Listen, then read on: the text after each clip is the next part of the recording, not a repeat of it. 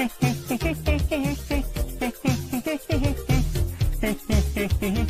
then another.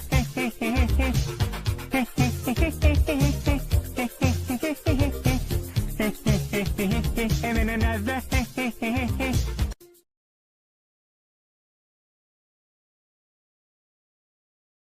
I want to talk to Samson.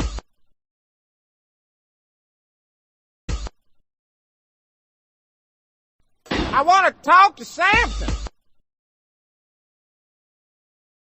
That means that we punched our ticket to go try to win a Super Bowl, and that's it. We got one game at a time, starting at 1 o'clock on Sunday. Love y'all, boys. Love you. Love you. I'll go to war with every single one of you, every game, all right? Love you, 1-7. Here we go. 1, 2, 3, 1, 2, 3. Win.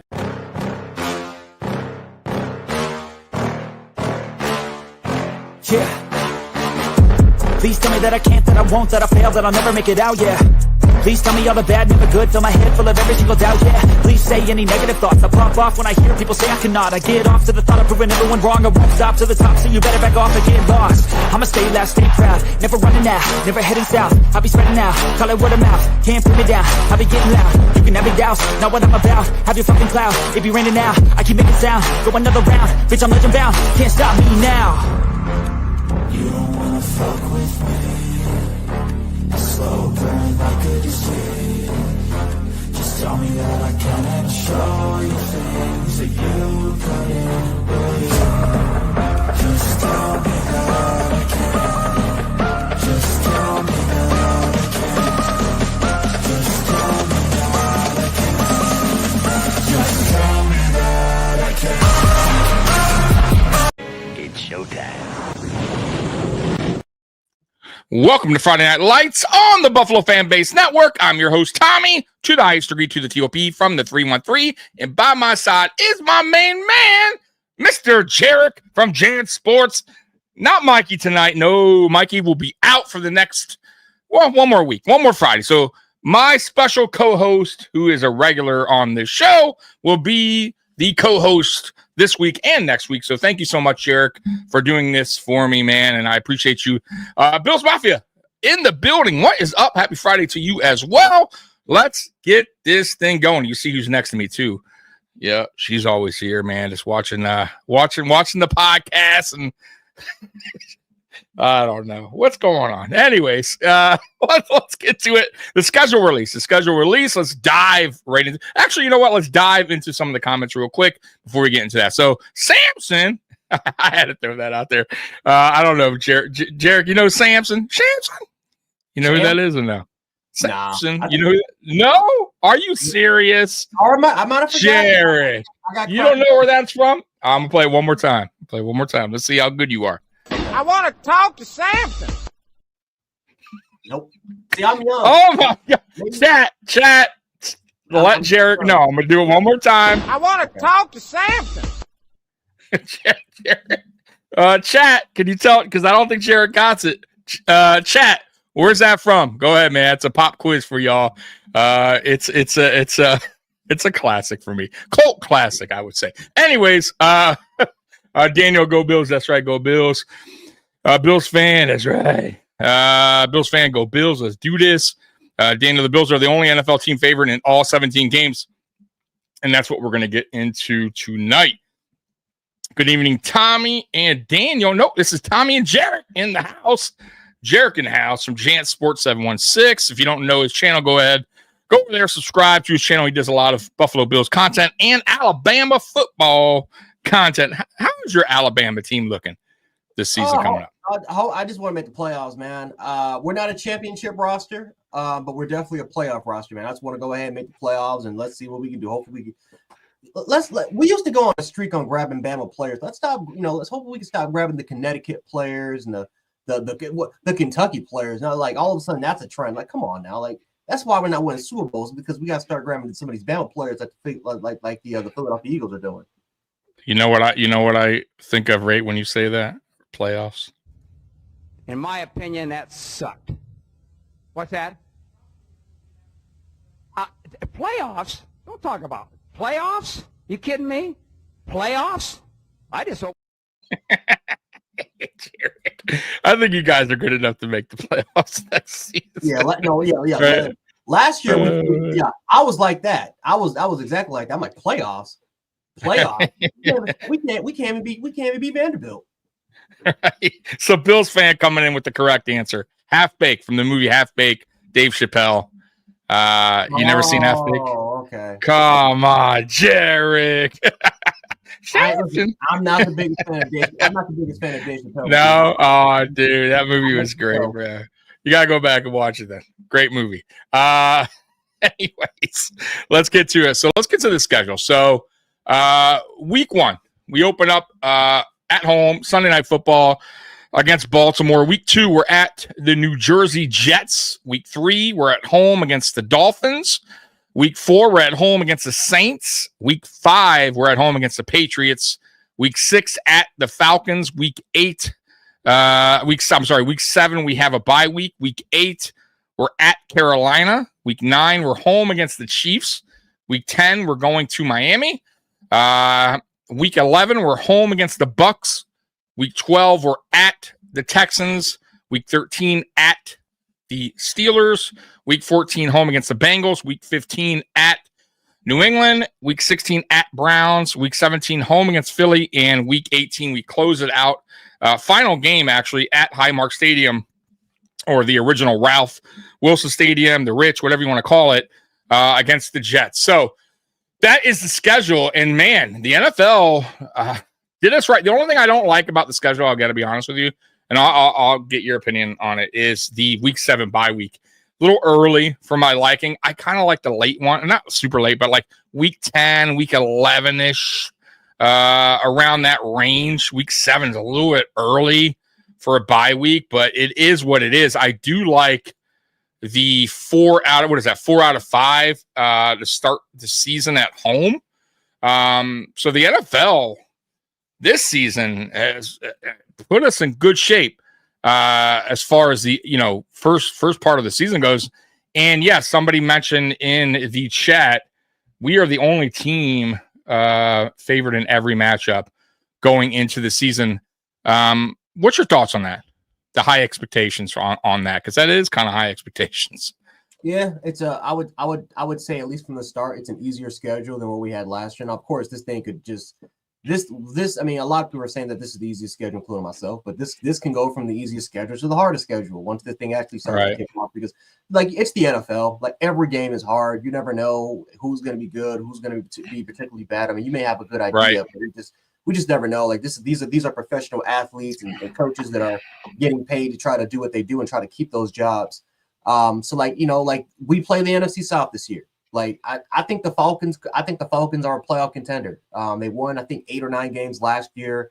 Michael Penix Jr. started kind of like the last 4 to 5 games, which again, I mean, Kirk Cousins should have been on a 1 or 2 year contract, not that crazy 4-year deal that he got, which was insane. But Michael Penix Jr. I mean, this is the Falcons believe that could be their franchise quarterback, and so if he starts to emerge, that's a dangerous game.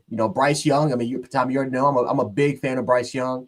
He turned it around. Jarek, I'll be honest with you. I was surprised. I did not. The way he started his career was very shaky. I didn't like his size, but he had a really good second half of the season last year. So you're right. He's turning around. They should when he was a starting quarterback, they should have won 3 more games. The Panthers honestly could have won 7. They could have won 7 and 10 at least. If it wasn't for their defense just messing everything up. But no, Bryce Young. I think Bryce Young is going to have a better second year, and the Panthers are trying to surround him with weapons. The Saints are bad. Right? That's the one team I think we all can admit that, like the Bills, if we drop that game, it's because we just did it to ourselves, and we just simply played like we just did that to ourselves. Whether it was a bad correct, maybe a bunch of injuries start to happen. The Saints should be a win, but then the Buccaneers, the Falcons, and Saints. Those are we're gonna as we should be the favorites, but those are not gimme games. Those could be tough games with potentially 3 really good young quarterbacks. I probably would take Baker, even though Baker Mayfield's not 30 yet. I'll probably still take him off because he's starting to get up there. I'm with you. But we play the AFC North. That's not easy. It's not easy playing against that conference. Normally, with the exception, you got 3 pretty good defenses for the most part you're playing against. It's going to be very, very physical. The Bengals is going to be a high-scoring game. And then of course we have our division, which I mean, let's be honest. I mean, yeah, like there are some games. The Dolphins playing them twice. It's never easy beating them twice. Patriots getting better, right? Yeah, Patriots getting better. All that spending, and I thought they had a solid draft. I thought they had a pretty good draft. The Jets with Aaron Glenn, have a defensive coach. I thought they improved their secondary, which was I think the main crux of what they needed to do. And then the offensive line. I mean, that's a very, very young offensive line with a lot of first round talent on it. So, listen, this is not a gimme schedule, but is it an easier schedule to start off with compared to last year? Yes, it is. And so if everything goes right for us, and if this team, which I believe this is a better Bills team than it was last year, right? We can argue about did they give Josh Allen the correct amount of weapons? We could argue about the offense, the defensive line. Listen, this Bills team is better than it was last year. Like Mac Hollins was one of the biggest losses. Rasul Douglas. I mean, yeah, this is a better Bills team than it was the last year. And I would say, I'm not going to say significantly better, but it's more talented, it's more athletic. And if this team lives up to expectations, this could easily be a number 1 seed. But in terms of all the home games that are factoring into, that's going to be in our favor, all our toughest games are going to be at home. All of our toughest games are going to be at home. Which is good in our building. So hopefully, if everything falls into place, we can hopefully do it again. I gotcha. Yeah, that's good points there. Beth in the building. Tommy, what's good evening, sir? Good evening to you, Beth. And Scott Blakely in the building. What's going on, Scott? Bills are favored in every game this season, according. Yeah, that's what we were talking about, Beth. What's your thoughts on the high expectations? We had them in what was it? What was that? 2022 when we were favored to go to the Super Bowl, and we had a good season, but it was one of those seasons where obviously a lot of stuff going on, a lot of injuries. But do you like the high expectations? Are you more of the leave us as the underdogs? Like, or how do you like that going into a season? Do you prefer that, or you just kind of just want it to be quiet? At this point, it's like, I mean, we are a perennial top 5 team. Like this is the expectation should be Super Bowl. It should be Super Bowl. Obviously the media expectations. I mean, last year a lot of people were kind of saying the Bills were not going to make the playoffs, so the expectations for the team was low. I mean, really surprisingly, the only person that thought that the Bills was going to make it to the AFC Conference Championship was Nick Wright, who's always kind of been that Bills hater. But he was kind of like even Bills fans like, yeah, I think we'll make the playoffs, but I don't think we're going to go. Like we'll probably lose in the wild card round. So like last year, the expectations were settled because of the amount of talent that we lost, obviously the amount of veteranship.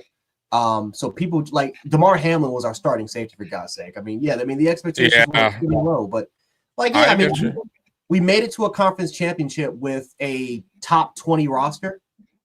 I mean, you're right. I absolutely. So I was in watching my buddy's podcast, Post Podium. If you guys don't know, go over there at Aramis. They're part of the Fan Base Network as well. They do good content over there. But somebody put in the chat, because they were talking about James Cook. They were saying, the whole, should you pay him? Should you not? You're going to let the, second, best offensive player go out the building.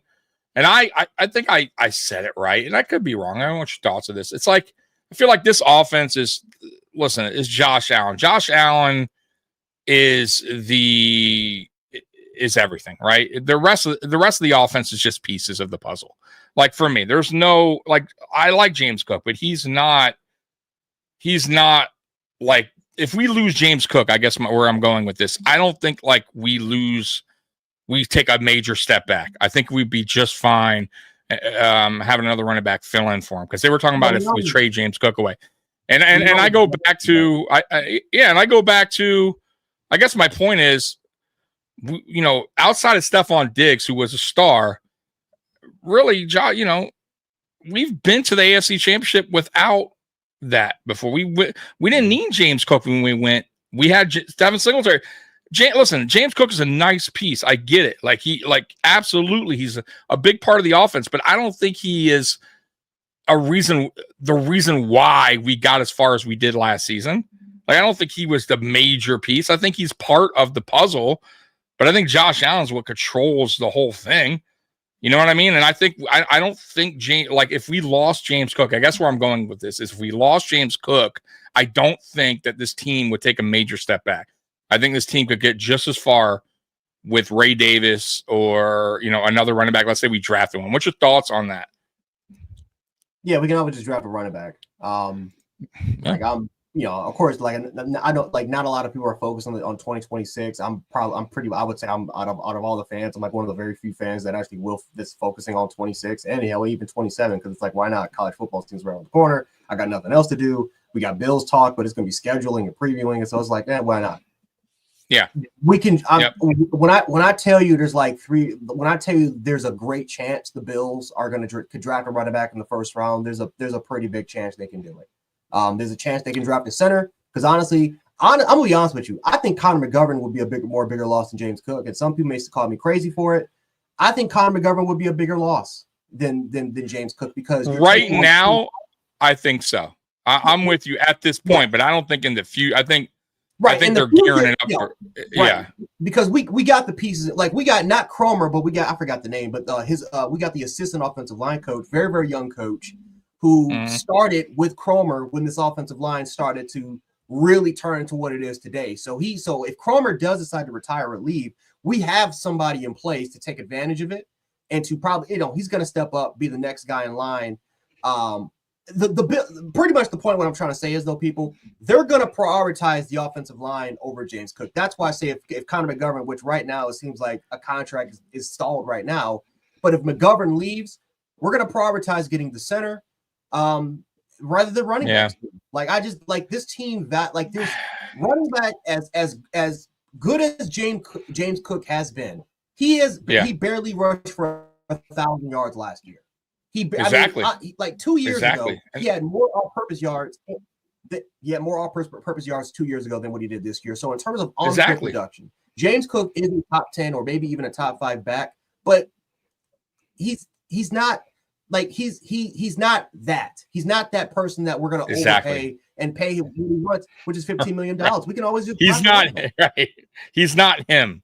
Like guys, look. Here's the deal. I'll be honest with you guys, and it's not even a James Cook thing.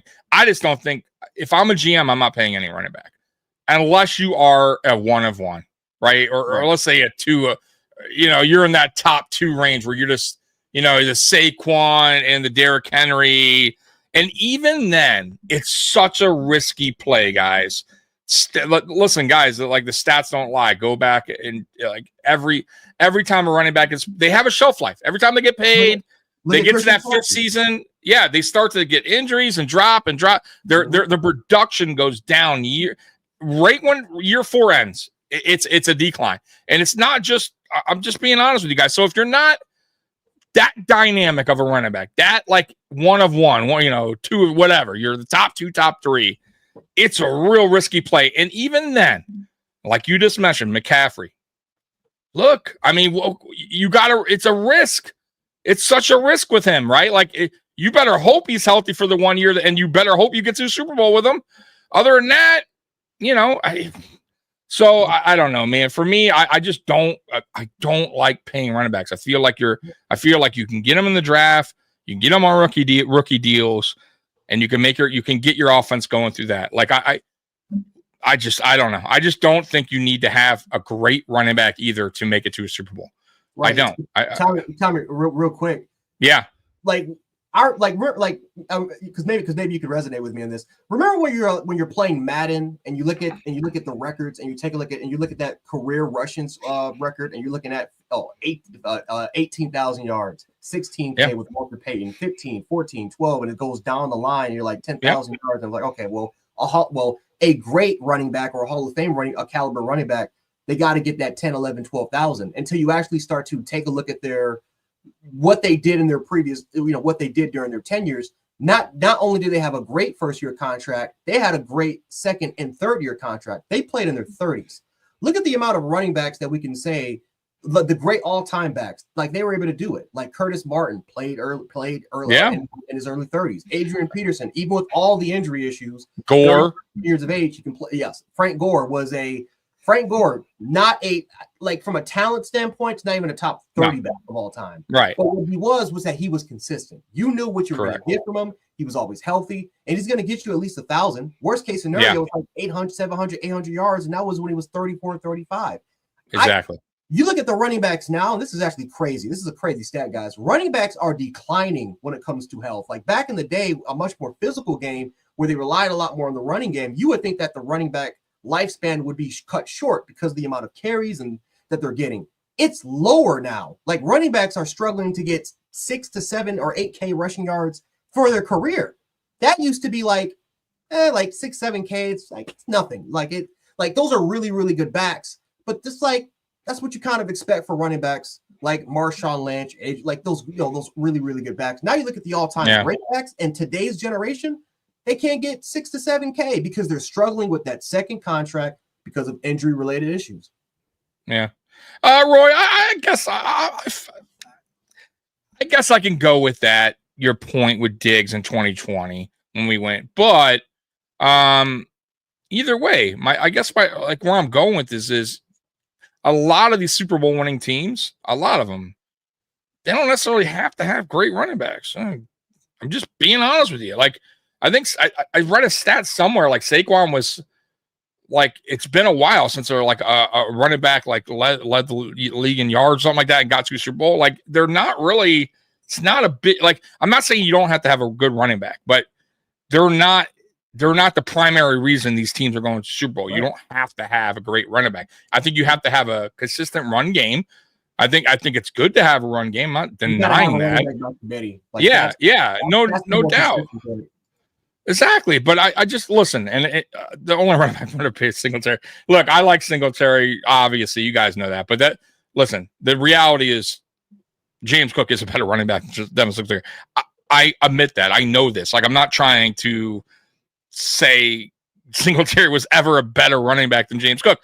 But James Cook was a second-round draft pick for a reason, and Devin Singletary was a third-round draft. Obviously, they felt like James Cook was a better running back, or they wanted to draft him in round 2. I know this. You guys know this. But let's also be fair here. And I know you guys like to clown on Singletary or like to knock him.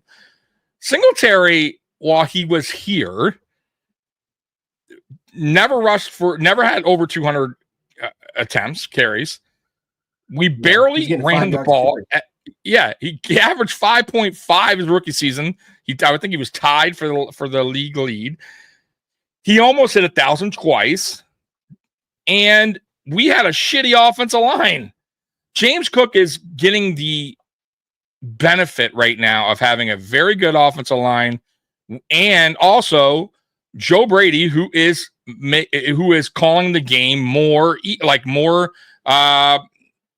as far as passing and running, right? So he's not just going 70-30 pass, right? He's going, what would you say right now our offense is? 65-35 pass, 60-40? Where are you at with the offense right now? I would say, believe it or not, it's 50. It's like 55. It's like 55-45. It's close, right? Like, it's really close. Yeah. Like, so exactly. We were just more efficient. Like last year, believe it or not, I think we had from a committee standpoint. I think last year we had more rushing yards. It's just that this year, or I could be wrong on it, it's close. Like last year and 2 years, like it's close in terms of the rushing yards. And that's with Dorsey as our offensive coordinator. And obviously with Joe Brady, we became way more aggressive in the run game. But we're just more efficient. Like literally just the efficiency standpoint was just Exactly. I think by committee, you hit it. I think you hit the nail on the head. I think we are running the ball more by committee too than we ever have. Right. I think we're using our 3 sets more than ever. Like, we didn't do that think about it. When Singletary got drafted, if you guys really want to go back in time, he wasn't even the starting running back through 3 weeks. It was Frank Gore. And then when we made Singletary the starting running back, we didn't even really use Frank Gore much after that. Like, we're now finally implementing all three backs, and we're doing it the way we're kind of doing everybody eats. It's kind of like that with the running backs to a point. Like James Cook is obviously the main running back, but he's also not a 3-down back. So there's a reason why his carries are limited. There's a reason why his yards aren't as high as they should be, because he can't be on the field he's just not a 3-down back. So I think all that factors in. And look, he's not going to get 15 to 20 million, guys. Derrick Henry just got paid, and rightfully so. If you don't think he deserved to get paid, like, that guy is a one-on-one. Like, I get why you pay that guy. And he stays healthy for the most part. Like, they're rolling the dice. I still say, yeah, it's still a roll of a dice. It is, because you're paying a lot. But he's been healthy throughout most of his career. And he's still putting up chunk yards, big numbers. And you can't knock his production. James Cook has not put up massive yards. He's barely put up 1,000 last year, guys. If it wasn't for the touchdowns, he would have had an okay season. Let's be real. Take the touchdowns away. It's an okay season. And yes, I get it. He has the home run. Yeah. He has the second gear. He has the home run speed. Out of that, though, I don't think he's that. I don't think he's a top 5 back. I just don't. But it is what it is. You guys, listen. At the end of the day, if Bean wants to sign him to an extension and Cook agree, like, whatever happens, I'll be happy. Whatever happens, I'll be good with it. Right. As long as they don't overpay. That's it. And if they do, it is what it is. What am I going to do about it? It's not, I don't control the teams, but I just think that would be a massive mistake. And I feel like Bean's going to hold his ground. I don't think he's going to pay James Cook for, on what he's asking. And I think I also think they might be far away. They might be far apart. Think about this. Sorry, think about this real quick. No, go ahead. If Breece Hall is a free agent and James Cook becomes a free agent, I'm not going to lie to you. I would rather go after Breece Hall than keep James Cook. Yeah. I mean, yes, James, because Breece Hall is almost the same caliber. They're both zone. They're both zone running backs. Breece Hall is a better receiver than James Cook coming off. He's a better weapon than James Cook. Now James Cook's a better home run threat, but Breece Hall can take it 40, 50. Like he's also a home run threat. Not as fast, not as explosive than Cook. And I think Cook has more patience. Like, I think Breece Hall is an outside zone runner that's more of a, he'll see the hole. He's going to hit it. He's not really a patient back. He's not really a guy that's going to set up his blockers like Cook. Like, that's the thing that makes Cook so special, is that he can make nothing turn into something because of how creative he is. How creative he is, how he can bounce to the outside, how he can kind of cut. He's able to help his blockers out in that particular instance. But again, Breece Hall is cheaper. If the Jets don't pay him, which they're right now, he's on trade rumors. If they don't pay him, you think they're going to franchise tag him for $13 million when they have to pay Garrett? They got to pay Garrett, ABT. You got to pay Jermaine Johnson. You got to pay Sauce. You got to it's Breece is going to be a free agent, and I think that's $8.5 to $9 million that I would just rather invest in that, because Breece Hall's receiving ability and that home run threat, even at his age, which he's still young, he's 24 years of age right now.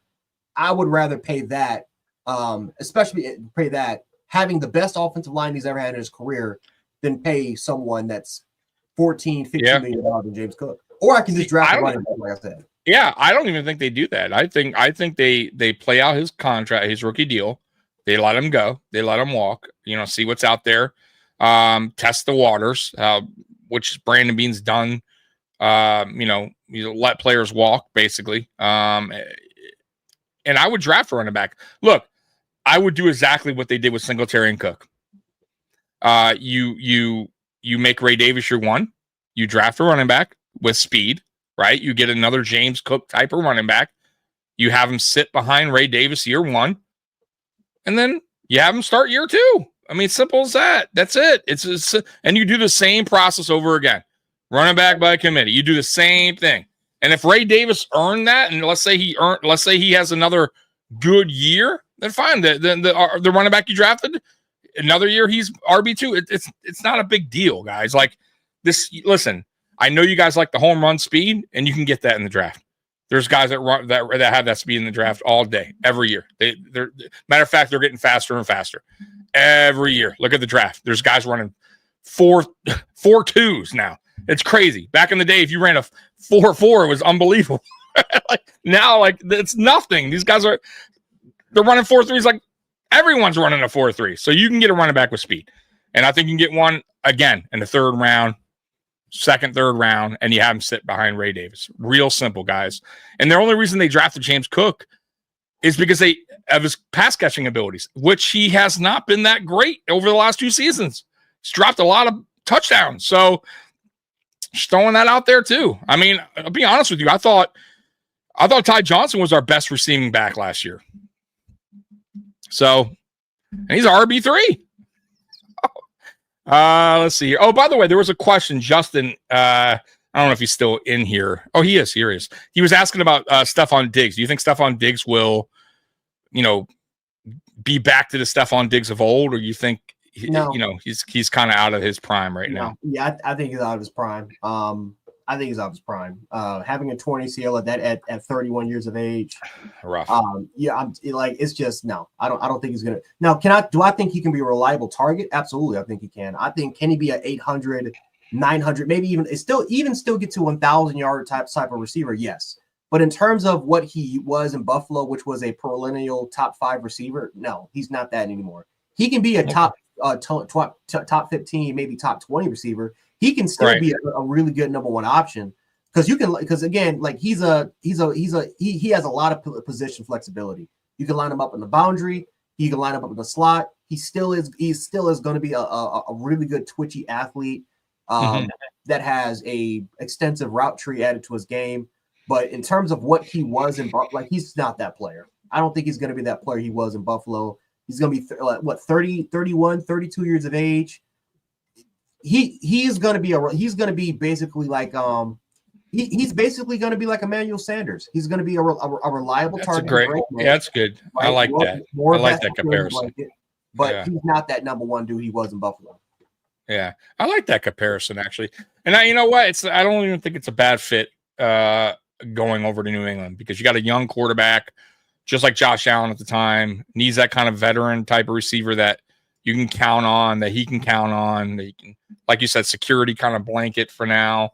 I think that's a good pickup by them. And they probably spent a little bit too much for him, but it doesn't matter. They have the money to overspend a little bit. And that's, sometimes you got to do that when you're a bad team. So I think it's a good pickup for New England. I don't see anything wrong with it. But yeah, he's definitely not. I don't see him returning back to form. I think he's going to be, what would you say, 700 yards this season, somewhere around that range, 800 maybe, somewhere around that range, depending on how New England, has their offense set up. But I would assume he's the number 1 going into the season.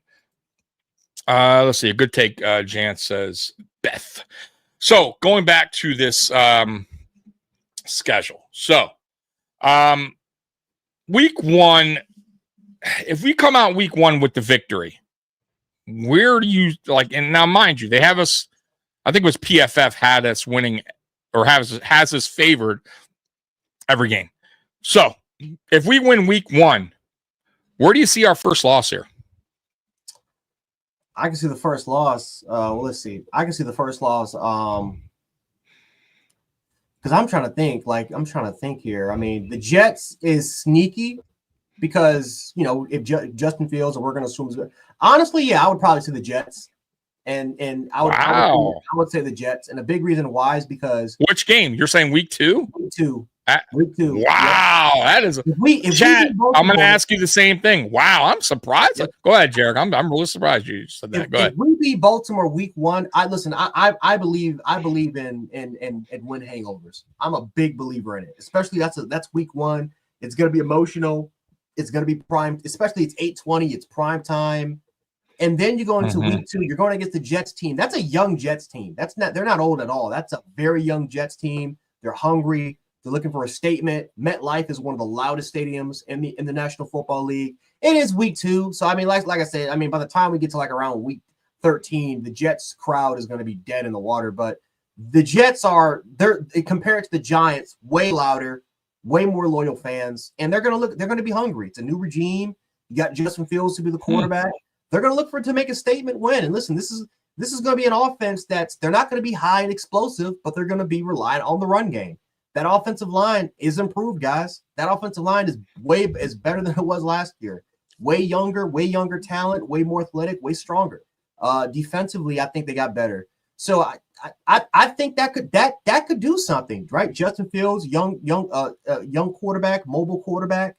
You know, probably top 3 running quarterback right now in the league would be Justin Fields. So, you know, that could be a game right there. I mean, let's be honest. In MetLife, the last 4 years, we have struggled in MetLife.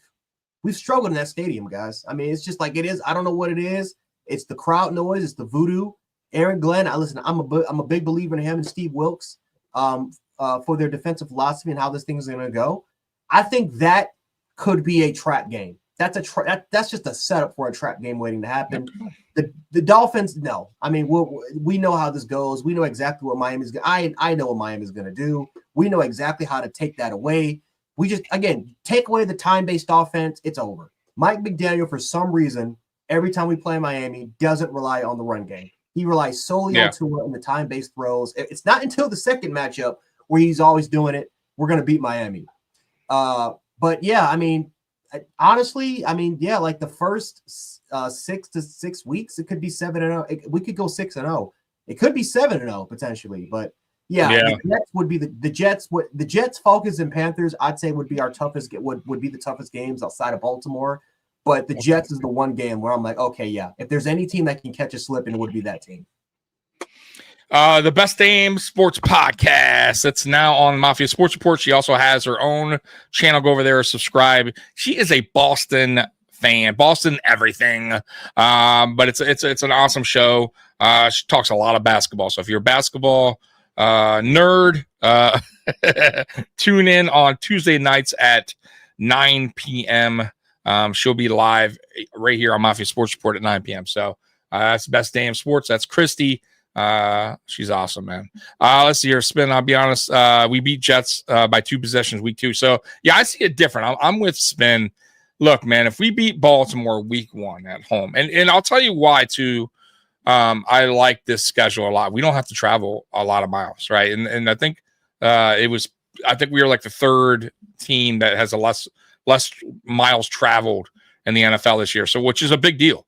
And look, we're at home against Baltimore. We go to New Jersey, but it's not like we're traveling far, right? It's right there. And then we're home.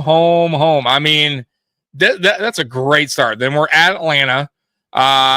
And Atlanta is one of those teams that, you know, they could be good this year. You know, who knows? It all depends on how Penix's sophomore year. But I don't see us losing to the Jets, especially if we come out and beat Baltimore week 1, Sunday Night Football. I will say this, though. That is a real early test for that defensive line, that new defensive line that we got going on week 1. I'm not saying it's going to, you know, answer everything, but that definitely is an early test against Baltimore week 1 for that defensive line. So very interested to see how that defensive line holds up. The rookies, you know, everybody, Bosa, like I want to see if these guys these new additions make an impact against a team like Baltimore. Go ahead. That's another reason why. Yeah, and I know people are going crazy because I said the Jets. That's another reason why I said the Jets could be the one that we could lose to, because depending on how that game goes with Baltimore, if we shut down Baltimore's run game, then yeah, I think we'll dominate the Jets. If it's like how it was last year and the Baltimore Ravens and that run game starts to, it's successful, right? Lamar is going to be Lamar. He's going to get his yards. It is what it is. How are we going to slow down Derrick Henry in that running attack is the question. Because if we had last year, this was all year, we struggled on first and second down in the run game. Third down is a different story. We had one of the best third down defenses in the NFL. We were really good in third and short yard situations, but we sucked in first and second down situations. That's why we picked up Deion Walker, TJ Sanders, Larry Ogunjobi, Michael Hoyt, so that we can address it. We needed to get it bigger, a lot stronger, and we need to get bigger, stronger, more athletic, quicker, in the trenches so that you can be a lot better in first and second down situations. Yeah. It may take a minute for us to get it together because TJ Sanders is a rookie. Deion Walker is a rookie. Larry Ogunjobi and Right. Michael Horton, they're not playing in the game because they're suspended for 6 games. So now Correct. it's Daquan Jones. Then you have your rotation with Sanders, Oliver, and Deion Walker. It's the same team what it was last year that still struggle on first and second down situations. Cole Bishop, the only difference is that most likely, and this is not even confirmed yet. We don't even know. We don't know. I mean, we think Cole Bishop's going to be the starter. We don't know if he's going to be the starter. Exactly. It's projected. So if we come out again with almost the exact same, let's just say DeMar Hamlin starts, which I don't think he'll start, but let's just say it's a similar lineup than what it was last year. Right. Depending on how that Ravens game goes, the Jets, they're not looking to score 30, 40 points. That team is gonna try to control time of possession. They're gonna slow down the tempo. They're gonna establish a run game. They're gonna focus on 3 to 4 yards per carry, including their run 3 to 4 yards per carry because their offensive line it's full of maulers. It's not finesse. They're not gonna be a pure zone blocking team. They added 2 additions on the offensive line. They added maulers. That offensive line scheme is going to be way more versatile compared to what it was last year when they were a pure outside zone team. So that's why I think if we go through that, if it happens, I'm just saying, if there's one team that's going to be watching tape and watching how can we keep Josh Allen on the sidelines, one team that's built is the Jets. Their roster is built to keep possession as long as possible. I got you. Yeah, I just don't listen. Here's the deal with the Jets, man. Here's the deal with the whole AFC East. I'm gonna and Christy, I know you're not gonna like this because you're a Patriots fan, but the Buffalo Bills are gonna win the AFC East again. Okay. And this is not a knock on your team. Matter of fact, I think the New England Patriots are a team to watch out for. I think they're a team that is doing things the right way. I think they're doing things way better than the Jets and the Dolphins by far. Like they're not making desperate moves, right? They're doing it the right way. I always say desperate teams make desperate decisions, right? They do desperate things, right? And New England is not one of them. Like they got a good owner.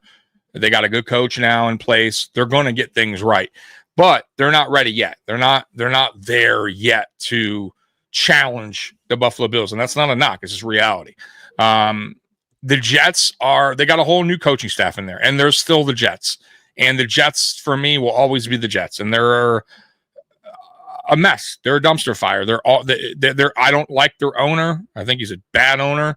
And I think I don't trust their quarterback. Now, I think, listen, I feel like they'll be a little better than they were last year, because now they have a new coaching staff in place. But I still feel like it's the Jets, and I still feel like they will find a way to mess it up. And I'm not totally sold on Justin Fields just quite yet. I don't think they are either. I think that's why they signed him for 2-year deal. So, and as far as the Dolphins go, they're another team that's a hot mess. Everything coming out of Miami is a problem. Everything. Tyreek Hill's a problem. Jalen Ramsey wants to be traded. Their coach, McDaniel, is not very good. I think he should go back to being OC. I think defensive coordinators now have locked in on McDaniel's offensive scheme, and I think it's over with as far as that timing offense goes. And I think they have a problem at quarterback. I like Tua, but he can't stay healthy. And that's a problem. And so I just feel like the Buffalo Bills will once again win the East. I just don't. I said it last year. I don't see how the Jets, the Dolphins, or the Patriots beat the Buffalo Bills for that division. I just can't see it. It would have to be a epic collapse for the Buffalo Bills for them to give up the division this year. So yeah, look, man. I feel like we're going to beat the Jets twice this year. I feel like we're going to beat the Dolphins twice this year. I think the Saints is a mess right now with their quarterback situation. I don't think the Patriots are quite ready yet, though. I think they're going to give us a fight. I think, matter of fact, I think they'll give us a better fight than the Dolphins or the Jets. The Falcons, once again, we'll see what happens with Penix. I think sophomore year for these quarterbacks can be rough in the NFL. Let's see if he has some growing pains. The Chiefs. Now that's an interesting one. I'll tell you why. You're coming off that. You're coming off that bye. Well, no, actually, the bye week you got Carolina at Carolina, and then you come back home against the Chiefs. We're relatively slow out of the bye week, so those usually at the first 2 games off the bye weeks were a little bit shaky. Though I think we're undefeated, but we don't play good football after the bye for the first week or two. So I would say that KC game is the one where it could be a loss, but I still have us winning there. Tampa Bay, what Baker Mayfield do you get? We're at home. I don't see us losing to Tampa Bay at home. And once again, Baker Mayfield, what Baker Mayfield do you get in that game? Houston, I think we'll beat Houston at Houston. Pittsburgh, they don't even know who their quarterback is right now. So, I mean, who knows what's going on there? The Bengals, they're interesting. And I will say this, the Bengals could be a loss as well.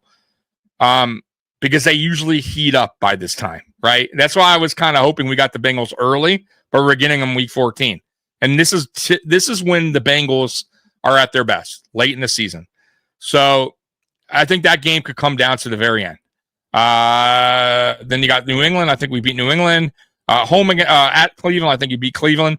Week 17 is interesting. You play the Eagles, but will the Eagles, depending on how good they are, will they have a Super Bowl slump, or will they continue to be on, and going in the right direction?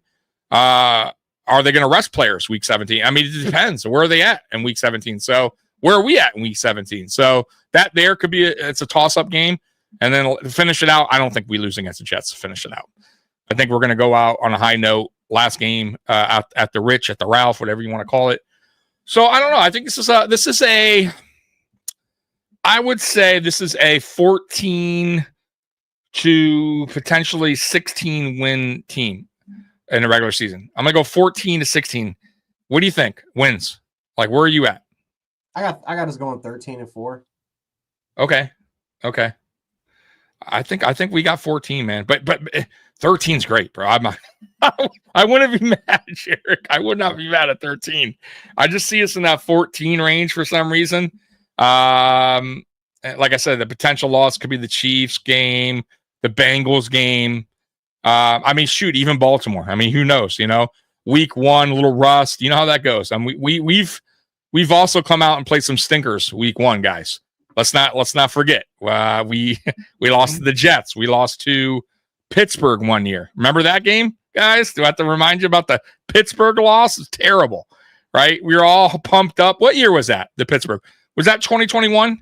20. Yes, I think that was 20. I think that was 20. Right. It was right after the 20. Yeah. I mean, guys, like we haven't had and then we've had some great openers against the Rams. We beat the Rams Super Bowl winners. We beat them. So we'll see what happens, man. Week 1's always one of those things, man. Let's see here. I got some interesting thing here I want to pop up for you, Jarek. We won't be long tonight. So let's see here. This is interesting. Winners and losers following the Bills draft. So let's go through that real quick, Jarek, and see if you agree with this. Winner, Cole Bishop, they're saying. While the Bills did address their secondary at the draft, the safety position was not part of that. On paper, it looks like a second-round draft pick from 2024, and Cole Bishop is going to get every chance to see more playing time next season. Do you agree with that? He's the winner following the draft? Well, yeah, I agree. I think he's the winner. I think the only thing that they got wrong was that we did draft a safety. His name is Jordan Hancock. But besides that, I would say, Cole Bishop's he's a winner because he should be the favorite to start. Now, if we would have drafted Xavier Watts, or if we would have drafted, I don't know, like Nick Mwari or Malachi Starks, then, or I would even say like a Joseph Sanker. Like we would have drafted like a Sanker, then yeah, Bishop's job could have been in jeopardy because the draft is starting. No doubt about it. He knows the defense. He's the commander in that secondary. Bishop's would be the odd man out, but they like Bishop. They think he could be the guy. So he's a winner. All right. So chat, I'm going to ask you the same thing while I'm reading. I'm going to read this Robert's chat real quick. So guys, do you think Cole Bishop is the winner following the draft, the Buffalo Bills draft? Do you think he's a winner? So here's a question from Robert. Chance and Tommy. How do you feel McDermott will do with these young defensive players? Do you feel McDermott will let go of his older players like Hamlin, Dane Jackson, Cam Lewis, and let the rookies play? Go ahead. I'll let you answer that first. He has to. If McDermott, listen, it's early, but I don't care if it's early. If these players don't develop this season, and let's just say if these players don't develop this season, and let's just say for the sake of argument, Sanders and Walker, they're not contributors to the team. They're mainly on the bench. They're not even rotational players. McDermott, his job needs to be on jeopardy because because this is the second year in a row where we kind of wasted a draft class, which didn't really have huge contributions. Look at the Philadelphia Eagles and their draft picks. What did they do? Those draft picks contributed major contributions for them to win a Super Bowl. The Kansas City Chiefs for years have had their rookies come in and contribute majorly to their team. Now, you're not going to hit it all the time, right? You're going to have a draft class which you may have maybe one or two players contribute, and then the rest of them may not even, they're on the practice squad, they're on the bench. They're not. It is what it is. That was last year. This year, it better happen. You don't have a choice but that to happen because we need Maxwell Harrison or Dorian Strong, one of those two dudes, to start opposite of Christian Benford. I don't want it to be Trey White. I damn for sure don't want it to be Dane Jackson. It better be one of those two guys that can come in and contribute because we need it to be more athletic. We needed guys that can play that can help that can help really stop the quick passing game and speed of what Kansas City presents. We need younger guys to play in that secondary. And so Deion Walker, TJ Sanders, you drafted them because of their athletic upside, but you also drafted them because believe it or not, Deion Walker is the first nose tackle, which he's not really a nose, he's a 3-tech. He's the first big 350-pound player that we've ever drafted in the McDermott era. It's the first when we needed one for almost a decade. So they better get it right. Otherwise, then listen, he's not going to get fired, but you're going to start seeing he might get that Leotis McKelvin treatment when his long is getting burned. Like, I'm serious. Like, something's going to happen because it's ridiculous. If we lose to Kansas City, it's because these young guys can't develop. Yeah, I'm with you. So I'll piggyback off that. I do think this is the direction they're going. It's the right direction. We ran it back way too many times, and we kept putting Band-Aids on the defensive line year after year, hoping things would work out that year, hoping that we would somehow figure it out. And I love those players that are no longer with us, right? Micah Hyde, Jordan Poyer, Trey White, who's back. But you guys get where I'm going with this. We ran it back too many times. We kept putting Band-Aids on the defense. Yeah, we kept putting Band-Aids on the defensive line, signing 1-year aging veterans. It just wasn't working. And you had to go young, and you have to. This is the NFL. This is what you got the draft for. And I honestly feel like we should have started this process a couple seasons ago. But it is what it is. Okay, I'm glad they finally got to it. And I do think this is the direction they're going, and this is the direction they're going to stick to. I like their draft picks. I really do. Like I coming out of the draft, I wasn't totally pleased, but once I kind of, went through each player's film, understood why they drafted them, where their role could be on this team, I liked it more and more and more. I'm really high on the TJ Sanders pick. I am. I'm totally sold on that draft pick. I wasn't at first. I was a little bit on the fence about it, but I'm all in. I'm all in on TJ Sanders. I think that dude is going to be a problem. I think he's going to be a good player, and I think you're going to see him next to Ed Oliver this season a lot. I do, especially on third downs, passing down. So he's going to create havoc. I really believe that. And I like the rest of the draft picks as well. I thought we got a lot younger at the corner position. We got speed finally in the DB room now with Mad Max. And I can't wait to see these guys in action. I really can't wait to see the younger guys, especially in that DB room, go to work, man. Cause we got a lot of talent right now. I feel young talent. And I like that they're challenging each other. I really do. And it's only going to help each other out. So, yeah, Bosa, listen, Mikey loves the pickup. I'm on the fence. I think, listen, Bosa has not been healthy over the last 2 or 3 seasons. His stats aren't the greatest over the last 2 or 3 seasons. What Bosa do you get? And I feel like if they're smart with Bosa, and I think they will do this, they're going to have him on a very limited snap count throughout the regular season, and then they're going to gear it up in the regular season. That's how I see Bosa being used, and that's how I feel like he should be used. He said himself. He's like, I don't. He's like, bro, I'm too old to be playing all these snaps. Like, good, like 30. You want, and listen, you drafted Jackson for a reason, right? You got Rousseau, who you just paid the extension to. You got Solomon, who I still feel like can be better, and I feel like they're still going to be working on his game. But you have guys in there, even AJ Epinesa. You don't necessarily need to have Bosa out there on a high snap count, and I don't think they will. I think they're going to. As a matter of fact, I think they'll even be more limited than they did with Vaughn. Save him for the playoffs, man. Unleash him in the playoffs. Get your money's worth, because I'm going to tell you right now, he won't make it a whole season if his snap count's high. It's not going to happen, and then it's a waste of money. That's how I feel about it. So I'm on the fence with him. I don't know. I put it this way, guys. I don't expect much in the regular season from Joey Bosa. I don't think we're going to get wowed by Joey Bosa. I think he's going to have his moments during the regular season. But I don't think he's going to get 10 sacks. I think he's going to get around 6, 7, maybe. And then you unleash him in the playoffs, and hopefully in the playoffs he doesn't get hurt, and that's it. And hope for the best as far as Joey Bosa goes. But that's a 1 year. There's a reason why we signed him 1 year. It's a 1 year thing, and I think they're just kind of hoping for the best, right? They're hoping for the best. So let's get to the next one here real quick. So winners, here we go.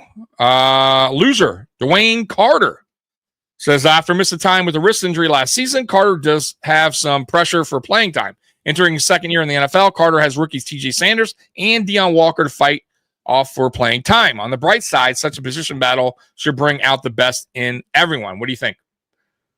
Yeah, I agree with that.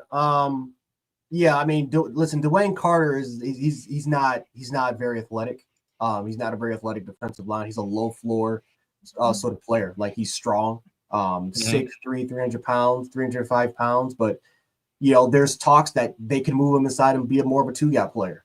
But yeah. I think, but again, I don't know where they're going to put him. I don't know if they're going to keep him at 3 or if they're going to try him out at 1, or just, he'll have some sort of position flexibility. But there's a reason why we drafted 2 defensive tackles, because if they were confident in Dwayne Carter, they would not took him 2. They took 2 because they know they have to get they know they have to be more athletic. Dwayne Jones, correct. Dwayne Jones is on his last leg. And even then, yeah. I don't think he starts. I don't. I don't think he starts this year. I don't think he should start, honestly. I think he got hurt again. He got better throughout the season, but he was hurt again. He's going to be 34 years of age. Like, to be honest with you, he's a shell of himself. Right. He's a shell of himself. Years ago. Yeah, he's a shell of himself. Listen, he's still good depth, but I'm with you. I don't know if he necessarily starts. We'll see. Right. Robert, Dorian Strong is going to push Max. He's going to push him. And that's what I said earlier when what I like about these DBs coming in, but I don't think he'll beat out Max. I think Max has that one thing that Buffalo's been missing, and that's that speed. And you listen, you can't, speed is speed, right?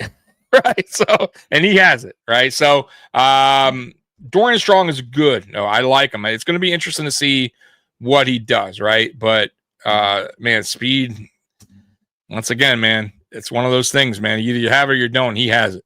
Let's see, Bubble Wrap, Bosa, and Josh. I know, right? Let's see here. 35. No, so just enough. Dwayne Carter was a 3rd-round pick. Hope he develops. I think Dwayne Carter will be a depth guy. I think he's a rotational guy, depth guy. I think that's what he will be in his career. I mean, that's how I see him. Could be wrong, but we'll see. We'll see. Next up, loser Trey White. I agree. I'm not going to even read that. But do you agree, loser Trey White on that? Since we added so much depth at the DB, I don't think he's a loser. I think no. Okay, out of the draft, you don't think you think that didn't hurt him? No. Okay. All right. So you disagree with that? All right. Yeah, hey. We brought him in here to be a backup. He wasn't going to start. We brought him in here. No, he wasn't. I'm with you. Mm-hmm. But do you think But we drafted how many DBs? 3 DBs, correct? Yeah, we drafted 3. Hancock. One's a hybrid. I forget who was it that could exactly. So listen, here's the deal with Trey. I'm happy with him returning. I am. I think he's a perfect guy to have in that DB room. A guy that's been there, done that, knows the system very well, and could help out these young guys. Will he play a lot of football this year? I don't know about that. Well, I could see him being. You want to? Yeah, I could. Exactly. I could see him being like a scratch, a healthy scratch. You know what I mean? For most of the season, but we'll see. We shall see. Like if Benford goes down, who's exactly. Which is very possible. Which is very possible, right? Next up, winner James Cook. Running back James Cook. The Bills are having a bit of a contract dispute. Despite that, the expectations always was that he would play in 2025, and the team is counting on the Pro Bowler to do so.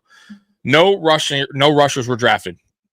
So yeah, and I didn't. You know what? I'll be honest with you. I didn't think they were going to draft a running back anyway. No. I don't think he's a winner though. I don't think he's a winner. I don't think he's a loser. Exactly. I don't even think he should be on this list because I don't think it was ever going to matter. If Cook tears his ACL, the Bills we would not. I don't think we're going to franchise him or tag him regardless.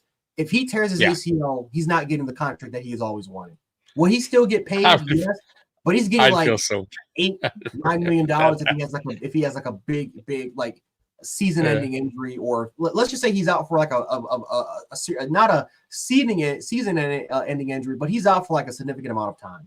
Like teams keep track about injury history because like we talked about earlier, running backs that get their second contracts, they don't last long. They don't last long even in their first or they don't even get to the third year of their contract. Most running backs, they get to 2 years in that second contract and then they're released because the injury history starts to creep up the older you get. So if James Cook suffers any sort of injury, anything like that at all, that's going to be held back against him from getting the contract that he wants. I'd feel bad. I hope that doesn't. That would be. I'd feel bad for anyone that obviously gets hurt, but that would really, that would be. I'd feel terrible. Anyways, yeah. Tyler Bass, winner. You agree with that? I agree with that. They didn't draft a kicker. Right. Okay. Yeah. Winner Keon Coleman says while competition was added for Coleman via free agency, the draft did not have much. A round 7 pick was used on Maryland's Caden Prather. The Bills invested much more in Coleman, and he'll get every chance to prove his worth. What do you think? Winner there?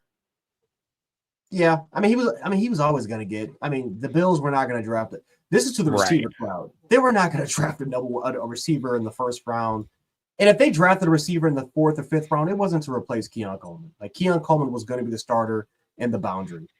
Like he was always going to be our boundary. He was always going to be that guy. Yeah. Epinesa, loser. What do you think? Yes, because this could be his last year here.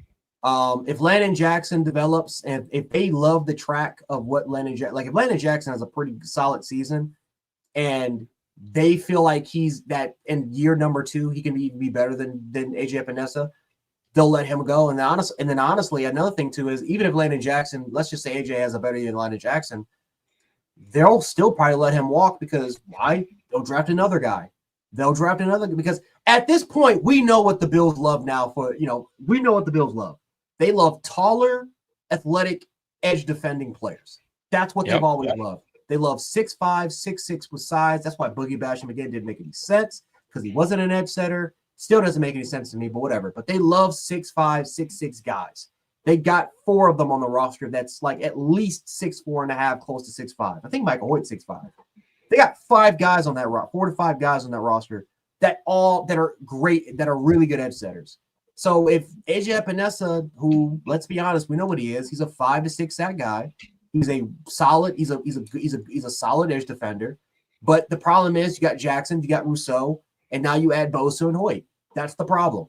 And so he is a death guy, but they can just draft one. They can always, if Jackson works out, just draft another one in day 2 or day 3, and let them be a part of that rotation.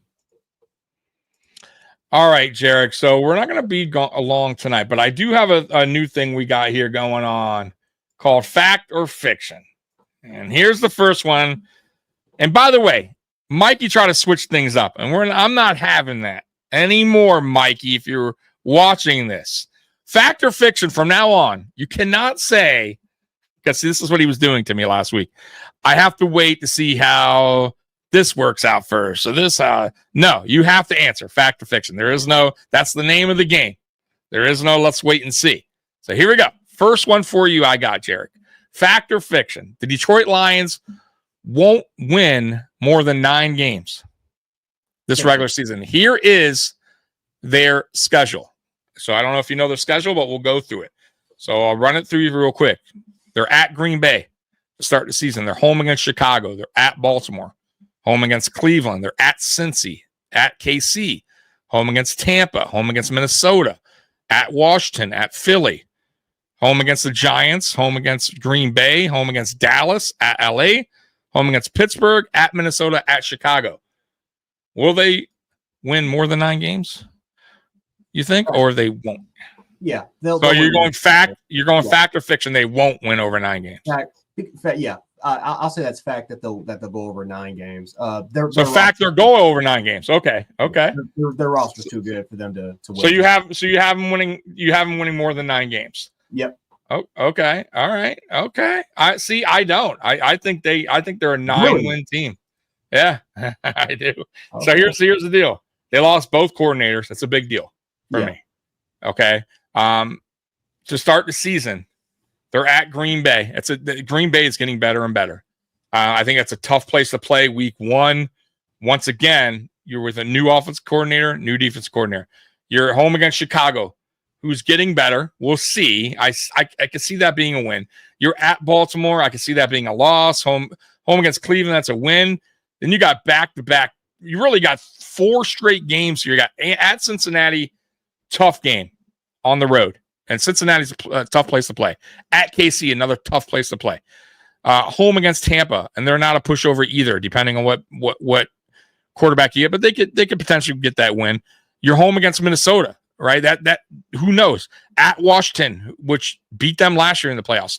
At Philly, Super Bowl champions. I mean, they got some tough games here, Jarek. Giants is a winnable game, obviously. Green Bay, once again. Dallas, what Dallas team you get? At LA.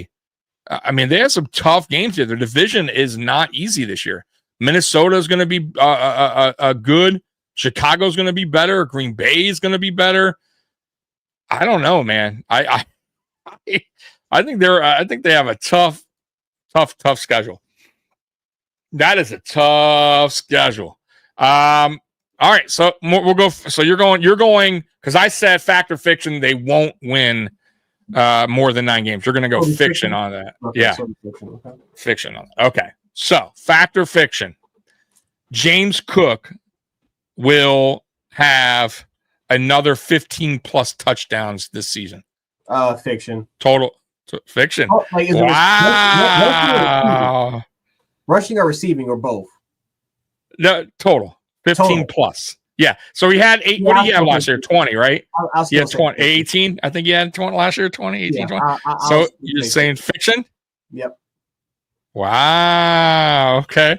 So fiction. Okay. All right. Fact or fiction? Josh Allen will go throw over 4,000 yards this season. I'm gonna say fact. Fact. Okay. And then we will do one more. Fact or fiction? the Buffalo Bills will reach the AFC Championship game again in 2025. Fact. Wow. Okay. I like it. That was fun. So, guys in the chat, what do you feel? Hey, guys, I know you got to remember you're behind, so you got to tell me fact or fiction on which things I was asking on that. So, I'm going to tell you last week the questions. From what I remember, one of them was, will Khalil Shakir get 1,000 yards? Fact or fiction? I believe he said fiction. What? So I'll ask you the same thing. Khalil Shakir, fact or fiction? 1,000 yards receiving in 2025. Fiction. He'll barely be. I think he'll get 900, but I don't think he'll get the 1,000. Okay. All right. I was just very curious. And then I guess what should I do? One more outside of the NFL. Fact or fiction? Cam Ward will win the Rookie of the Year. Fiction. Wow. What? Shame on you. Why fiction? Because who I think you got? Who do you got? Because I think the Rookie of the Year is going to Amari and Hampton. Okay. All right. Yeah. He has the best possible. He's in the best possible situation to win that award. He'll start, and he has the best O-line. He'll start at running back, and he's a top 5 O-line with the Chargers. So he'll get them with that. And they run the ball heavy, so he'll easily get the 1,000.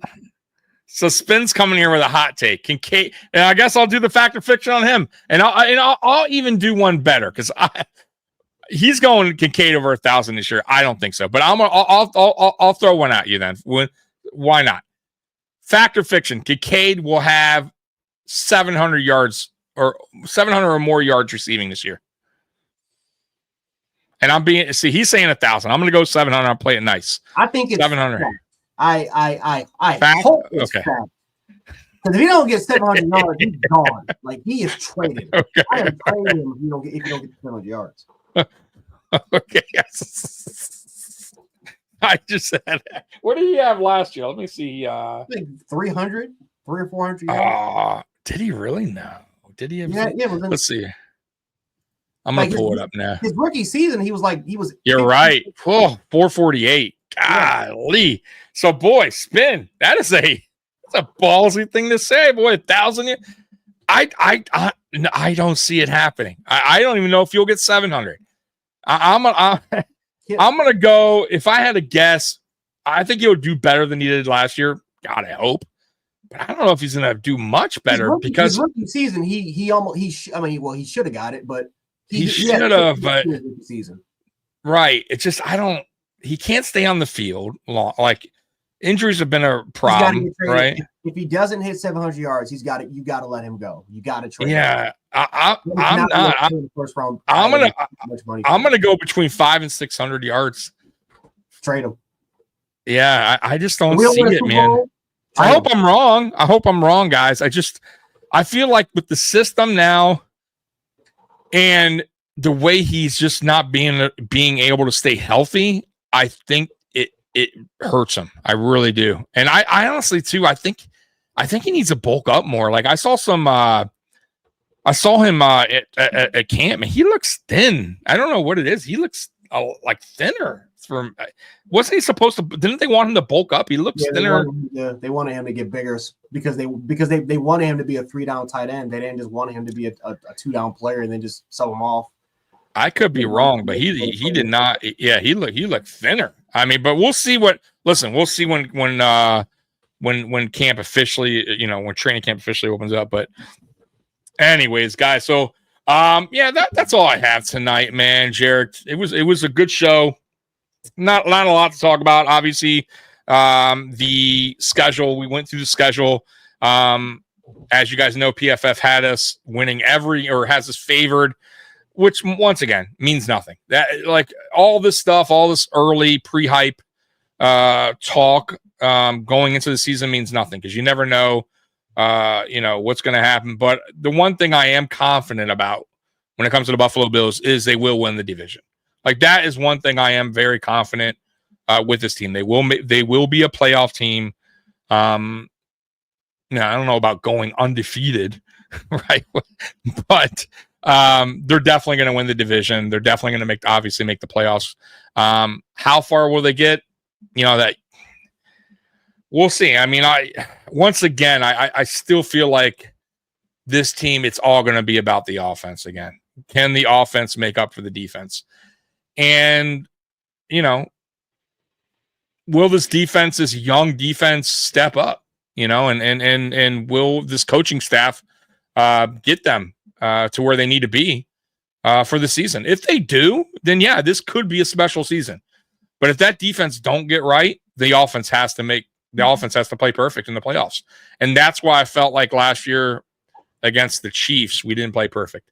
We played good, but that wasn't good enough. You had to be perfect. I will jump right back on. Listen, because I haven't been on the Fire McDermott bandwagon for like the last 2 years because I'm like, he's not gonna get fired. Like, this is what it is. But no. If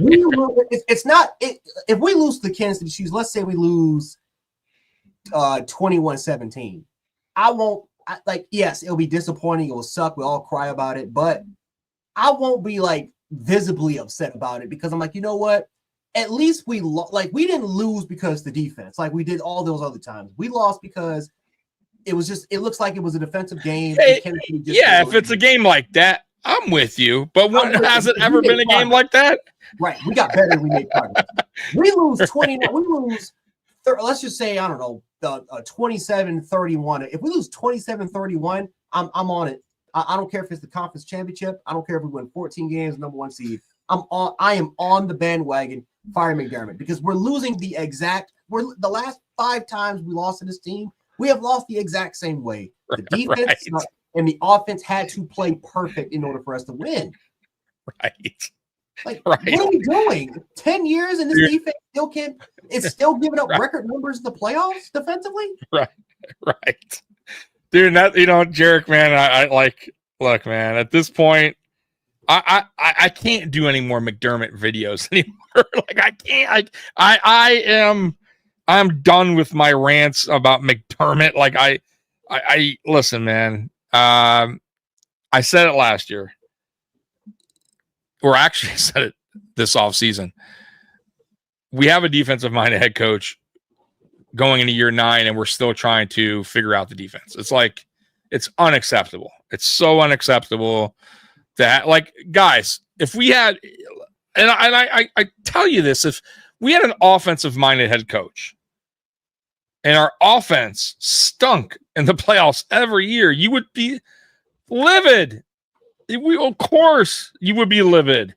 There'd be no excuse. That would be like Andy Reid's offense just being terrible you'd be like, what is going on here?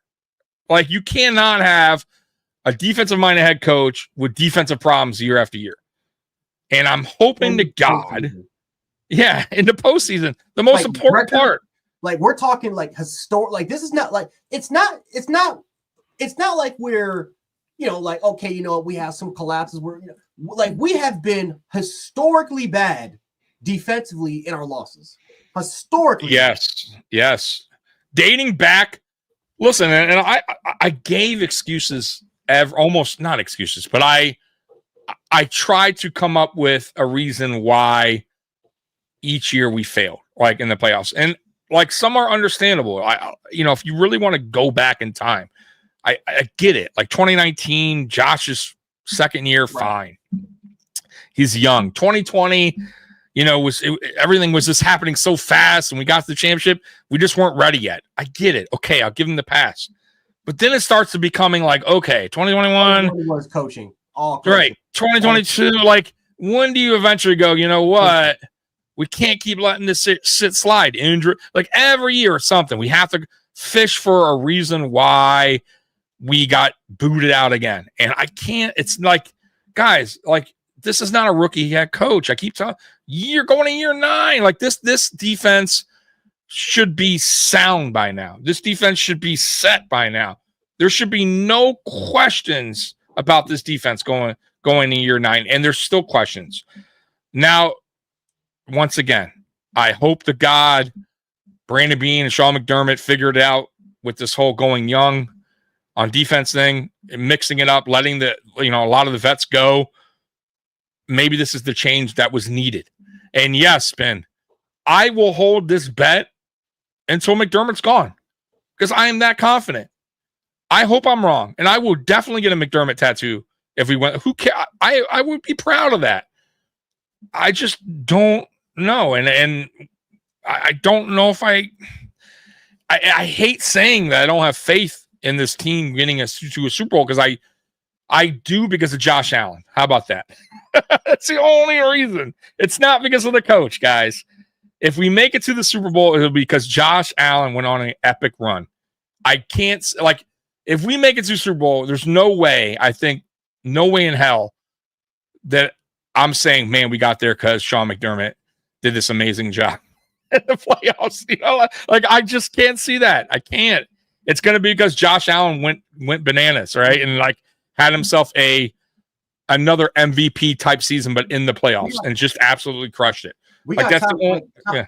Tom Thibodeau. Like we got the NFL version of Tom Thibodeau, guys. You know, it's just like, if you don't watch him, if you watch back, like, Tom Thibodeau is right now, he's the New York Knicks coach. He's a great coach. He's a phenomenal team builder. Matter of fact, when LeBron won those championships, I mean, really, if LeBron never would have had that big three established with Miami, the Bulls and Tom Thibodeau would have got at least one ring with prime Derrick Rose. And then obviously, That's fair. He turned around the Timberwolves, made them into a playoff contender. He turned around, obviously, the Knicks organization. He made them a championship contender right now. But he sucks. His coaching decisions, how he mismanages players in terms of overplay. Like, that's how Derrick Rose ruined his career. He overplayed the crap out of Rose. All those players that got hurt at the Knicks, he overplayed them. Coaching decisions, coaching management has been a problem. Offensively, they weren't as efficient. I'm sorry, defensively, even though they were like the number one rated defense for since Thibodeau's probably top 10 in terms of greatest defensive minds in basketball. But when he gets to the postseason, he sucks. The defense, all the points happen. He's mismanaging. They lose. And it's like, how are you losing with the rosters that you've built? That's McDermott.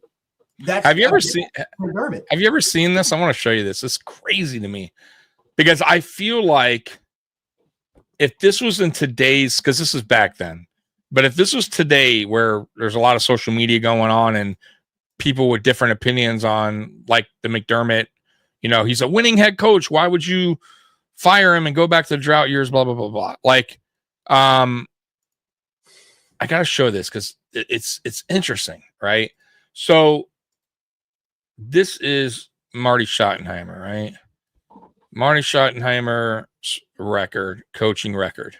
I don't know if you guys could see that. Let me see if I can get that a little bigger here for you guys. That's what she said. Okay. Let's see here. All right. Is that better? Can you see that, Jarek, or no? Yeah, I can see it. Okay. So this is Marty Schottenheimer. His career as a coaching career. But let's just go to KC.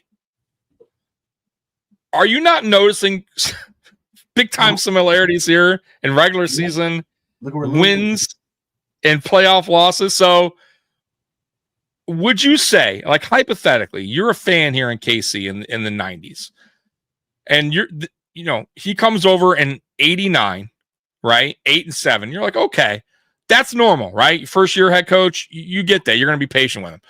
Then you go 11-5, you go 10-6, 10-6, 11-5, 9-7, 9-7, 13-3, 9-7, 13-3, 7-9, and he's gone. Those are excellent seasons. Don't you think most of the fans there were like saying a lot of what Bills Mafia are saying? Why would you let him go? It's a winning head coach. Jim, the playoffs guy, Jim Morrissey. Right. He but I mean, that around the Saints organization. Is that not? Yeah. Look at this, though. I mean, that's not even the. Then he goes to the Chargers, and he still has a winning. This guy's record was damn good. I mean, he's a winning head coach, but what could he not get to? Super Bowl. That's it. And some coaches have that, guys. So my point is this. He was in KC for all those years, right? From 89 to what? 98, right? I mean, it's a long time. What, 10 years, right? 10 years. I mean, McDermott's going on 9. So when is enough? When do you move on? Because clearly, if they kept with this guy, nothing was going to. What would have changed here, Jarek? Like what was going to change here? Because the regular season, clearly, he was a winning head coach, but the playoffs is where he failed. And it's, so it's what would have it with? Yeah, but you know what I mean? Like what could have? Like, was he ever going to win? You know what I'm saying? Like, or was it just he reached the ceiling? Like, that's it. You know what I mean? I feel like that's where McDermott is. Yeah, like he was the brunt of the like he was kind of like he's what and this is with every sport. Like there are championship level coaches, and there are coaches that are just they're good coaches. Yeah. Like, if my team was bad and I needed someone to help rebuild my program, I'm hiring a Marty Schottenheimer. I'm getting a Jim Mora. Exactly. I'm getting Tom Thibodeau or Mark D'Antoni from the Knicks and the Rockets. Right. I'm getting those coaches because they can build structure. Right. I'm getting a Mark Jackson from Golden State that can help really build the roster, and they can help right. coach. But they're just not there. They cannot give me a championship. And so just what did the Warriors do? Fire Mark Jackson and hire Steve Kerr to take that roster to the top. Exactly. I mean, like it happens with every single sport, every single team sport, where if they're just not good enough, they will fire. I mean, look what the Nuggets. The Nuggets, they got a coach that won a title, and it's not like it wasn't like a Doug Peterson situation where they just they made the play. Like no, like they hired. He won a finals, made the playoffs again, and they fired him anyway because wasn't good enough.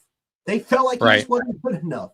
So, I mean, it happens with every single organization, but we will not do it because why? We have an owner that has PTSD because of how he handled the Buffalo Sabres. The Sabres are garbage because he fired Lindy Ruff, who, ironically enough, almost 15 years later, he hires him back again because he doesn't have his process in hiring managers suck. His process in hiring presidents suck. That entire Sabres organization is a brunt of a joke, and it all started when he took over, and his first brunt of action was to fire Lindy Ruff because he wanted to get a coach that could take that roster over the hump. He paid a bunch of, like we were number one in the league in spending, fired Lindy Ruff, got a coach who we believe can take over the hump, and we've never been back to the playoffs ever since. That's why McDermott will stay our head coach. The only way he's gone is if we don't make the playoffs. We don't make the playoffs, then he's go. That's the perfect excuse to get rid of him. That's the only, I'm with you. We keep winning, as long as we keep making championship appearances, and Josh Allen's winning MVP. And this is the fortunate part about this, guys, is Josh Allen's career may be over by the time we fire McDermott. Like that's the only way we may do it, and it's unfortunate, but it's happened. Like look at the Dolphins with Dan Marino. Like it's happened. Like it's happened. 100%. Unfortunately, 100%. It's been. I get what you're saying. But throughout those time that they had a chance to let him go and move on, who's to say that there wasn't a head coach out there that would have been better at that time when they should have let him go? Waiting too long doesn't. What did that do for him? What did that do? It served no purpose. So you just wait until eventually you're just like, fuck it, we have to fire him now. 10 years. You eventually have to make the decision. So what you're saying is we just stuck with McDermott. Like you just have to ride with him like forever. Like you can't be afraid of change. And I'm telling you guys the truth. You could get Rex Ryan in here and we're still a playoff team. I promise you. You may disagree with me, but I'll bet you, I would bet everything I have that if we got a new coach in here, any coach, as long as Josh Allen was healthy, we would still be a playoff team. I promise you. I don't think with last year's roster, no, we're not a playoff team. We would. Yeah, we would. I disagree. Yep, I do. I'm telling you, we 100% would. I don't listen. This is listen. Without Josh Allen, this is a 5-6 win team. But you got to think about this though. What does McDermott do? But let me ask you, what does McDermott do to make this a winning team? What does he do? He's put together one of the best. We have one of the best coaching staffs in the league. Cromer's gone if McDermott's not here. Joe Brady, like we took a chance with like we hired Joe, and we were looking at him for years. I actually looked this up. We were looking at him for years before he was even a passing analyst because of how hot his name was starting to go through. We got Joe Brady. We got, Bobby.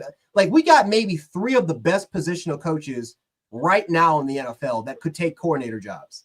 That may be gone.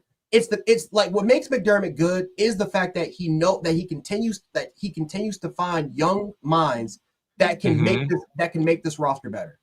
Like Josh Allen, like we were. But Cromer's not a young mind though. Cromer's an old head who was here years ago. But he wasn't wanted. McDermott wanted him because McDermott saw the potential in how he can build up the offensive line. See, I disagree, bro. I do. I'm sorry to cut you off. Here's the deal, man. I don't think Babbage is running the defense at all. He may be calling the plays. No, that's McDermott's defense. McDermott is calling that. I think McDermott has a huge hand in it. I think that game time Babbage may be calling it, but McDermott said like he's setting it all up for Babbage. Yeah, I agree. I'm with you, and I also think he holds Joe Brady back some. I think he wants Joe Brady to run a certain style of offense, and if you watch Joe Brady's offense, and listen, I understand college to NFL is totally different, but when he was OC in LSU, it was totally different. He wasn't the OC. He was part of that. He played a big part. He drew passing plays, and that's right. So I'm just saying, I just feel like I'm with you a little bit. I understand where you're going. I think McDermott is he's like you said earlier in the podcast, he's a coach where if you're building a team and you want to put the pieces together, he will build a coaching staff. He will build culture. He will. So I'm with you there, but I'm saying if you were today, take him out of the picture. This team is already like there. I don't feel like this team needs a McDermott to build his team up again.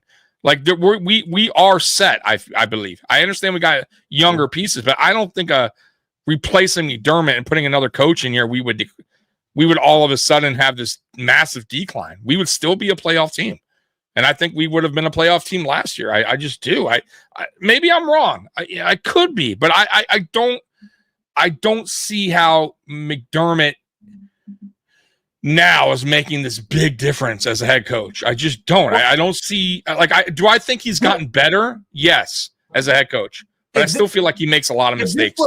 This is why I will say this. If this was 2021, and I'll throw a name in here. I'll take Steve Sarkisian. I have huge respect for Steve Sarkisian.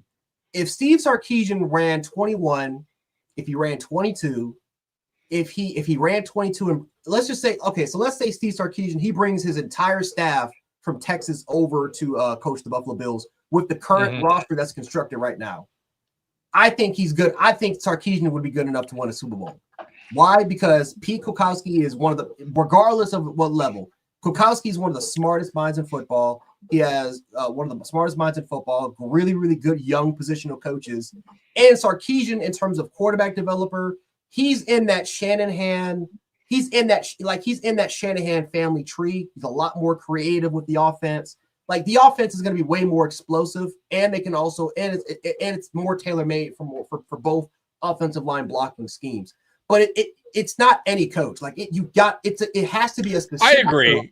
I'm with you. Got to be a specific coach that has to take this roster and get them to the next level. But there's not a lot. There's I'm with you. Coaches that can you don't want to get Gacy here. Like I get that. But I'm not saying also that go get the worst coach in the world, right? To coach the Buffalo Bills. I'm just saying I feel like any decent head coach will be a playoff coach here. Do we lose Brady next year? Yeah, fact or fiction? He's out. I'll do the fact or fiction on that one. So fact is gone. Okay.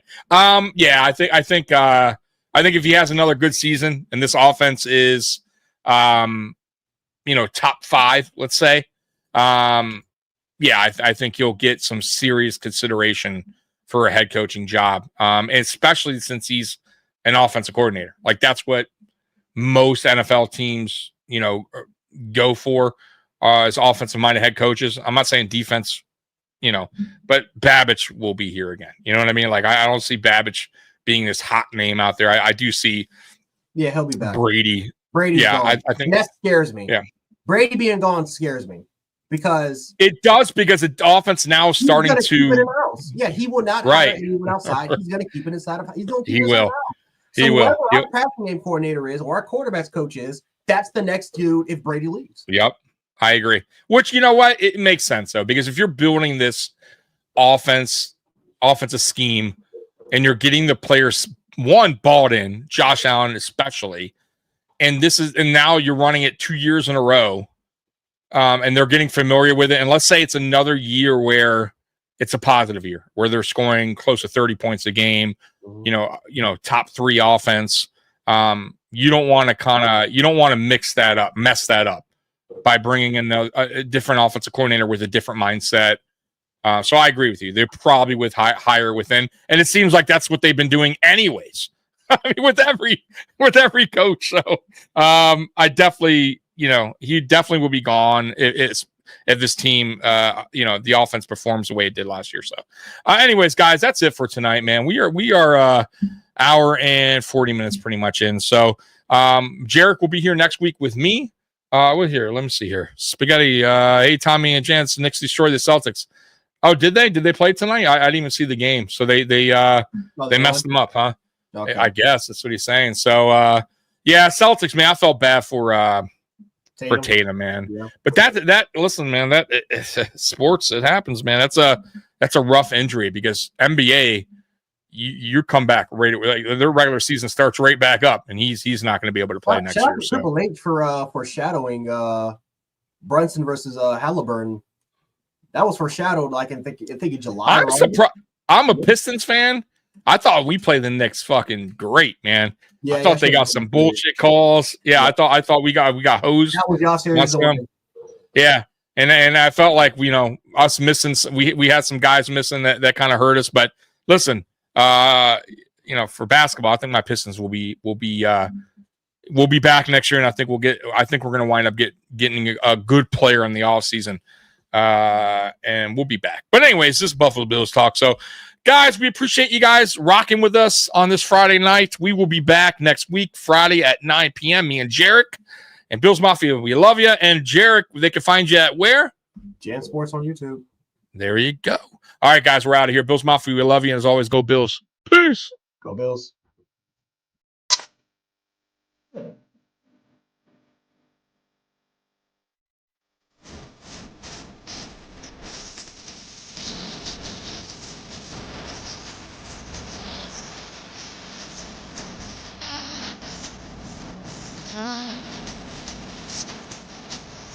Ah.